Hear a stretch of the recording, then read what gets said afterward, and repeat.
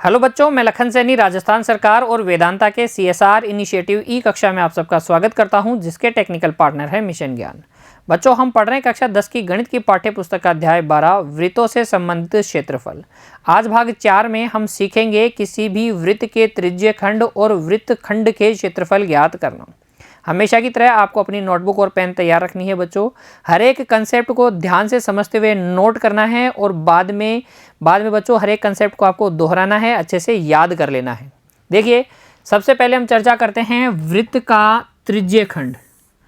देखिए, वृत्त का त्रिज्य खंड क्या होता है, नाम से ही पता चल रहा है। त्रिज्य खंड मतलब त्रिज्याओं द्वारा काटा गया खंड। डेफिनेशन के लिए परिभाषा के रूप में हम लिख सकते हैं, किसी वृत्त में किन्हीं दो त्रिज्याओं तथा उनके मध्य वृत्त के चाप द्वारा घिरा क्षेत्र वृत्त का त्रिज्य खंड कहलाता है। जैसा कि आप इस चित्र में देख रहे हैं, ये वृत्त का केंद्र O है और दो त्रिज्याएं हैं OA और OB। तो इन दो त्रिज्याओं और इस चाप APB द्वारा घिरा ये क्षेत्र, ये जो पिंक वाला क्षेत्र है, इसे हम बोलेंगे त्रिज्य खंड। लेकिन जब बच्चों आप किसी वृत्त का एक त्रिज्य खंड काटते हैं या वृत्त का एक भाग काटते हैं, त्रिज्य खंड लेते हैं, तो उस वृत्त का जो बचा हुआ हिस्सा है वो भी क्या होता है, एक त्रिज्य खंड ही होता है। ये बचा हुआ हिस्सा भी क्या होगा, त्रिज्य खंड ही होगा। कैसे समझिए, परिभाषा आपने क्या बोला, आपने बोला कि दो त्रिज्याएं और एक चाप से घिरा क्षेत्र क्या होता है, त्रिज्य खंड होता है। तो यहाँ पर देखिएगा, ये OA और OB दो त्रिज्याएं हैं और ये चाप, इस दीर्घ चाप की बात करो, इस चाप और इन दो त्रिज्याओं OA और OB से घिरा क्षेत्र ही है क्या ये, इसे भी हम क्या बोलेंगे, त्रिज्य खंड ही बोलेंगे। लेकिन एक क्योंकि छोटा है, इसलिए इस त्रिज्य खंड को तो हम बोलेंगे लघु त्रिज्य खंड, छोटे वाले को, और इस त्रिज्य खंड को हम बोलेंगे दीर्घ त्रिज्य खंड। कैसे डिसाइड करेंगे कि कोई त्रिज्य खंड लघु त्रिज्य खंड है या दीर्घ त्रिज्य खंड है? देखिए, डिपेंड करेगा इन त्रिज्याओं के मध्य के इस कोण पर। इस कोण पर डिपेंड करेगा कि कोई त्रिज्य खंड लघु त्रिज्य खंड है या वो दीर्घ त्रिज्य खंड है। इस कोण थीटा को हम बोलते हैं बच्चों त्रिज्य खंड का कोण। क्या कहते हैं, त्रिज्य खंड का कोण। तो किसी भी वृत्त में त्रिज्य खंड की त्रिज्याओं के मध्य जो कोण होता है, ये जो कोण होता है थीटा, इसे हम कहते हैं त्रिज्य खंड का कोण। त्रिज्य खंड की त्रिज्याओं के मध्य का कोण त्रिज्य खंड का कोण कहलाता है। ये कोण थीटा अगर 180 डिग्री से छोटा है, तब तो हम कहेंगे कि त्रिज्य खंड क्या है, लघु त्रिज्य खंड है। तब तो हम क्या कहेंगे, त्रिज्य खंड लघु त्रिज्य खंड है। अगर त्रिज्य खंड की त्रिज्याओं के मध्य का कोण थीटा 180 डिग्री से छोटा है तो वो त्रिज्य खंड लघु त्रिज्य खंड। थीटा अगर 180 से बड़ा है तो वो त्रिज्य खंड कैसा, दीर्घ त्रिज्य खंड। कैसा, दीर्घ त्रिज्य खंड। और अगर ये थीटा कितना है, 180 डिग्री के बराबर है, 180 डिग्री के बराबर है, तब हम इसे कहते हैं अर्धवृत्त। क्या कहते हैं, अर्धवृत्त कहते हैं बच्चों। और लघु त्रिज्य खंड में एक विशेष स्थिति, 180 से छोटा हो, 180 डिग्री से छोटा हो, लेकिन कितने डिग्री का हो, 90 डिग्री का हो, तब हम ऐसे त्रिज्य खंड को कहते हैं वृत्त का चतुर्थांश। क्या कहते हैं, वृत्त का चतुर्थांश। तो त्रिज्य खंड के बारे में आप क्या क्या बातें याद रखेंगे। देखो, त्रिज्य खंड होता है वृत्त की दो त्रिज्याओं और वृत्त के एक चाप के मध्य घिरा क्षेत्र। ठीक है, त्रिज्य खंड लघु त्रिज्य खंड हो सकता है, दीर्घ त्रिज्य खंड हो सकता है, डिपेंड करता है त्रिज्य खंड के कोण पर। त्रिज्य खंड का कोण क्या होता है, त्रिज्य खंड की जो दो त्रिज्याएं हैं उनके मध्य का कोण त्रिज्य खंड का कोण कहलाता है। अगर ये कोण 90 डिग्री का है तो ऐसे त्रिज्य खंड को हम चतुर्थांश बोलते हैं। अगर ये कोण 180 डिग्री का है तो ऐसे त्रिज्य खंड को हम अर्धवृत्त बोलते हैं। अगर कोई कोण 180 डिग्री से छोटा है, त्रिज्य खंड का कोण 180 डिग्री से छोटा है, तो वो त्रिज्य खंड लघु त्रिज्य खंड होता है। चतुर्थांश लघु त्रिज्य खंड का ही एक भाग है। अगर थीटा का मान त्रिज्यखंड के कोण का मान 180 डिग्री से ज्यादा है तो ऐसा त्रिज्यखंड दीर्घ त्रिज्यखंड कहलाता है। आइए बच्चों, अब हम बात करते हैं इस त्रिज्यखंड के इस चाप की लंबाई, इस चाप APB की लंबाई किस प्रकार से ज्ञात करेंगे और इस क्षेत्रफल OAPB को कैसे ज्ञात करेंगे, अर्थात त्रिज्यखंड के चाप की लंबाई और त्रिज्यखंड के क्षेत्रफल कैसे ज्ञात करते हैं, उनके लिए सूत्र क्या है, इनकी चर्चा हम करने वाले हैं। देखो, यदि किसी वृत्त की त्रिज्या कितनी है, R है, और त्रिज्यखंड का कोण कितना है, थीटा है, तो त्रिज्यखंड के चाप की लंबाई L होती है पाई R थीटा बटे 180 डिग्री और इस त्रिज्यखंड का क्षेत्रफल होता है पाई R स्क्वायर थीटा बटे 360 डिग्री। दोनों सूत्र आपको अच्छे से याद होने चाहिए बच्चों, क्योंकि एक्सरसाइज में जब हम प्रश्न हल करेंगे तो बहुत काम आने वाले हैं। कैसे आए हैं ये सूत्र, देखो इनकी भी चर्चा कर लेते हैं। विचार करो इस एक वृत्त पर जिसका केंद्र क्या है, O है। ये एक वृत्त ले लो और इस पर विचार करो। देखो, इस वृत्त की दो त्रिज्याओं से एक त्रिज्यखंड बना लो OA और OB दो त्रिज्याएं हैं। ये AB क्या है, इस त्रिज्यखंड, जिस त्रिज्यखंड की बात मैं कर रहा हूँ वो लघु त्रिज्यखंड है बच्चों। अगर सिर्फ त्रिज्यखंड कहा जा रहा है तो आपको लघु त्रिज्यखंड ही समझना है। मैं इस त्रिज्यखंड के चाप की लंबाई ज्ञात करना चाहता हूं, कैसे ज्ञात करूंगा, देखो अगर थीटा का मान 360 डिग्री में लेता हूं, कितना लेता हूं, 360 डिग्री, मतलब समझना, ये थीटा, ये जो थीटा अभी थीटा है, अगर ये पूरा रोटेशन होता तो फिर इस पूरे चाप की लंबाई कितनी होती, तब चाप की लंबाई L कितनी होती, 2 पाई R होती क्या। अगर आप OA और OB के बीच में, मतलब ये OB भी यहीं बनाओगे, इस OA के ऊपर ही ये कंप्लीट रोटेशन लोगे तो इस पूरे चाप की लंबाई, वृत्त की परिधि कितनी होती है, 2 पाई R होती है। और यहीं से हम निकाल लेंगे त्रिज्यखंड की चाप की लंबाई का सूत्र। देखिए कैसे, क्योंकि जब थीटा बराबर 360 डिग्री है तब L बराबर है 2 पाई R और जब थीटा बराबर 1 डिग्री होगा तब L बराबर हो जाएगा 2 पाई R बटे 360। अरे 360 डिग्री में कितनी लंबाई, 2 पाई R, तो 1 डिग्री का पता करने के लिए आप क्या लगाएंगे, भाग लगाएंगे। और थीटा का मान जब आप थीटा लेंगे तो थीटा डिग्री के लिए L बराबर हो जाएगा 2 पाई R बटे 360 डिग्री को हम थीटा से गुणा कर लेंगे। तो 1 डिग्री के लिए 2 पाई R बटे 360 डिग्री, तो थीटा डिग्री के लिए कैसे, थीटा से मल्टीप्लाई कर देंगे। यहाँ से 2 से 360 को काट लेंगे, 2 से 360 को काट लेंगे तो 180 डिग्री आ जाएगा। और त्रिज्यखंड के चाप की लंबाई आ जाएगी पाई R थीटा बटे 180 डिग्री। कोई दिक्कत नहीं है ना, त्रिज्यखंड के चाप की लंबाई का सूत्र याद आपने कर लिया, बिल्कुल आसान है, L बराबर पाई R थीटा बटे 180 डिग्री। ठीक ऐसे ही हम क्या कर सकते हैं, त्रिज्यखंड के क्षेत्रफल का सूत्र ज्ञात कर सकते हैं। देखो वापस से इस वृत्त पर विचार करो, इस O केंद्र वाले वृत्त पर विचार करो, इसका बना लो एक क्या, त्रिज्यखंड जिसका क्षेत्रफल आपको ज्ञात करना है। OA और OB दो त्रिज्याएं खींच ली हमने, इस क्षेत्रफल को ज्ञात करते हैं। अगर मैं ये थीटा कितना रखता हूँ, थीटा में रखता हूँ 360 डिग्री, तो पूरे वृत्त का क्षेत्रफल आ जाएगा पाई R स्क्वायर। और अब आप समझ गए कि अगर थीटा का मान आप लेते हो थीटा डिग्री, इस कोण का, त्रिज्यखंड के कोण थीटा का मान कोई थीटा डिग्री है बच्चों, तब ये क्षेत्रफल हो जाएगा पाई R स्क्वायर थीटा बटे 360 डिग्री। क्योंकि 1 डिग्री के लिए कितना हो जाएगा, 1 डिग्री के लिए अगर थीटा का मान 1 डिग्री है तो 360 डिग्री में पाई R स्क्वायर, 1 डिग्री में पाई R स्क्वायर बटे 360 डिग्री, और फिर थीटा डिग्री का ज्ञात करोगे तो इस 1 डिग्री के एक डिग्री वाले क्षेत्रफल को थीटा से गुणा कर दोगे। त्रिज्य खंड का क्षेत्रफल आ जाएगा पाई आर स्क्वायर थीटा बटे 360 डिग्री। दोनों सूत्र अच्छे से समझ लो बच्चों, और इनको अच्छे से याद भी कर लो, बहुत महत्वपूर्ण है, अच्छे से याद कर लो इनको।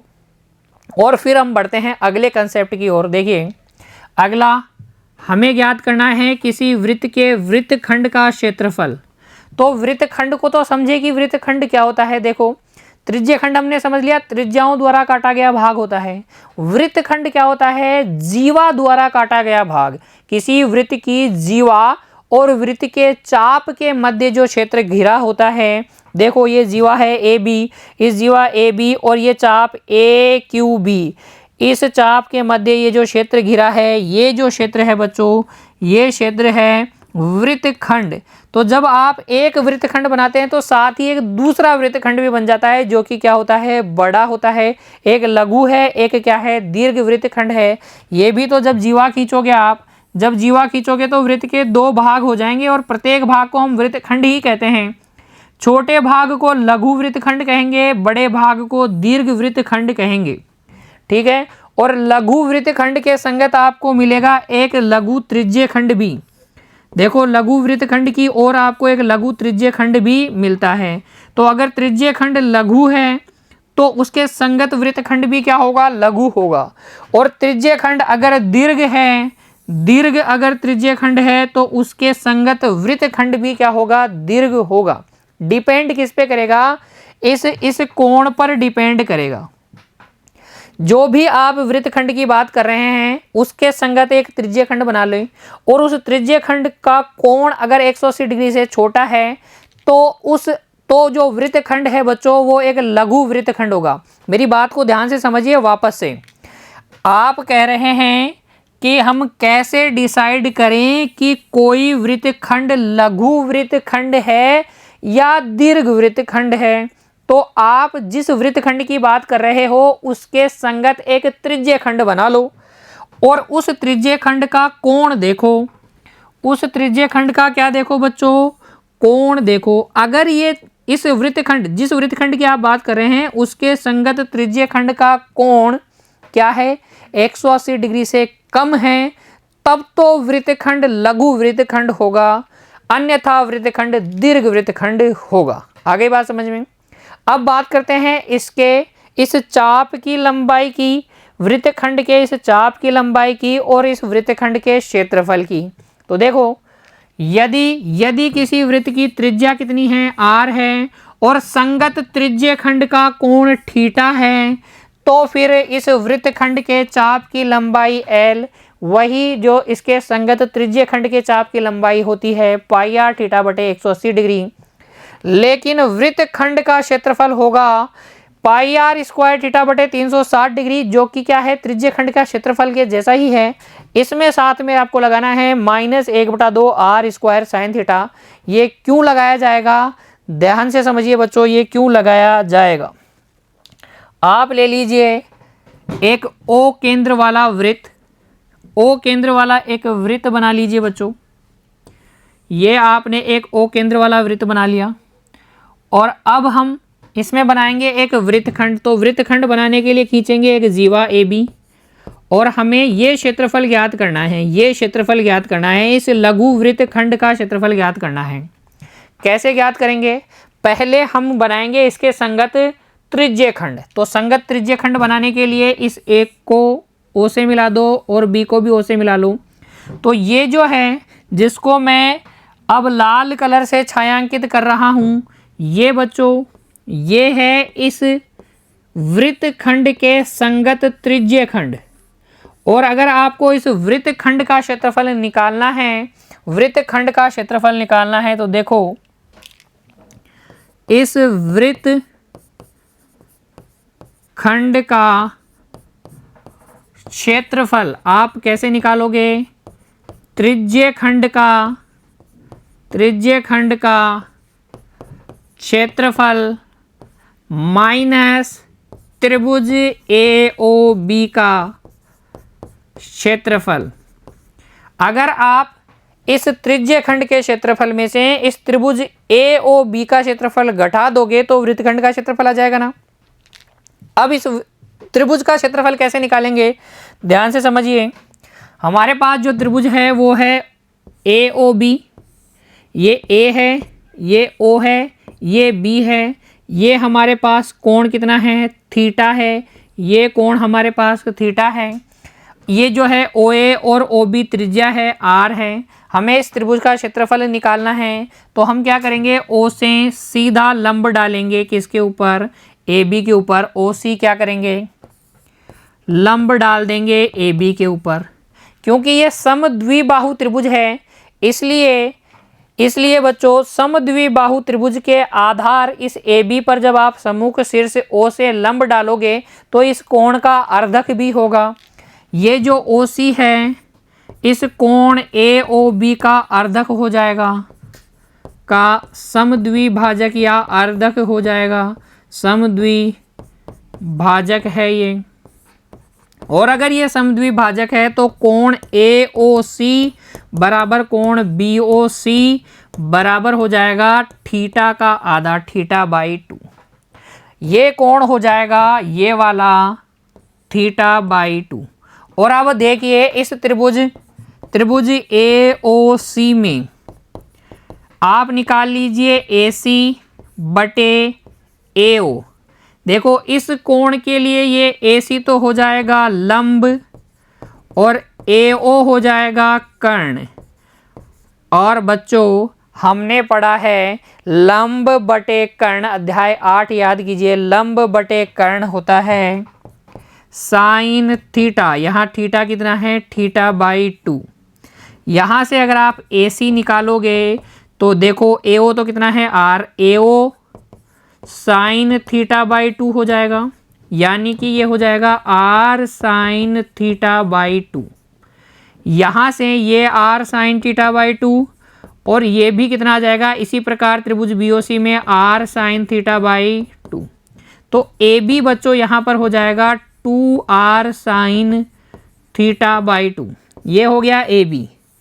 और अगर आप निकालोगे ओ सी बटे ओ ए, ओ सी बटे ओ ए, तो ये हो जाएगा आधार बटे कर्ण। आधार बटे कर्ण क्या होता है, कोस थीटा, थीटा कितना है, थीटा बाई 2। यहाँ से ओ सी आ जाएगा ओ ए कोस थीटा बाई 2, यानी कि आर कोस थीटा बाई 2। अब आपके पास देखो इस त्रिभुज का आधार ए बी आ गया है, ऊंचाई ओ सी आ गई है। त्रिभुज का क्षेत्रफल क्या होता है, यहाँ पर आप लिख देंगे त्रिज्य खंड का क्षेत्रफल तो होता है पाई आर स्क्वायर थीटा बटे 360 डिग्री माइनस त्रिभुज का क्षेत्रफल होता है 1/2 आधार ए बी गुणा ऊंचाई ओ सी। और यहाँ से ये आ जाएगा पाई आर स्क्वायर थीटा बटे 360 डिग्री माइनस 1/2। ए बी का मतलब 2 आर साइन थीटा बाई 2, ओ सी का मतलब आर कोस थीटा बाई 2। ये आर और ये आर गुणा करोगे तो देखो यहाँ से आ जाएगा पाई आर स्क्वायर थीटा बटे 360 डिग्री माइनस 1/2 आर स्क्वायर और ये 2 sign theta by 2 cos theta by 2। अगली कक्षा 11 में आप एक सूत्र पढ़ेंगे बच्चों साइन थीटा का, हाफ एंगल फॉर्मूला। आधे कोण वाले सूत्र जब आप पढ़ोगे तो साइन थीटा को आप लिख पाओगे sign theta by 2 cos theta by 2। ये बात आपको याद ही रखनी है, अभी आपकी समझ से परे है ये, क्योंकि जब आप अगली कक्षा में कक्षा 11 में साइंस मैथ लेंगे और वहाँ पर त्रिकोणमिति पढ़ेंगे तो आपको बताया जाएगा साइन थीटा होता है 2 sign theta by 2 cos theta by 2। इसलिए मैं यहाँ पे लिख दूंगा 2 sign theta by 2 cos theta by 2 की जगह साइन थीटा। और ये आ जाएगा आपके पास सूत्र क्या, पाई आर स्क्वायर थीटा बटे 360 degree minus 1/2 R square sine theta, जो कि क्या है हमारा अभिष्ट सूत्र है किसके लिए, वृत्त खंड का क्षेत्रफल ज्ञात करने के लिए। तो वृत्तखंड का क्षेत्रफल होता है पाई आर स्क्वायर थीटा बटे 360 degree minus 1/2 R square sine theta.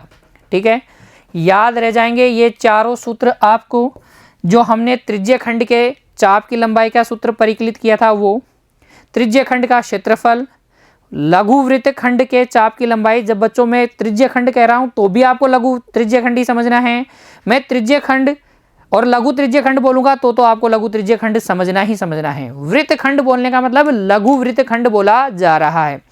पाठ्य पुस्तक में भी आप जब देखेंगे आपको कहा जाएगा वृत्तखंड का क्षेत्रफल ज्ञात करो, तो आपको दोनों वृत्तखंडों का क्षेत्रफल नहीं ज्ञात करना, सिर्फ लघु वृत्तखंड का क्षेत्रफल ज्ञात कर देना है।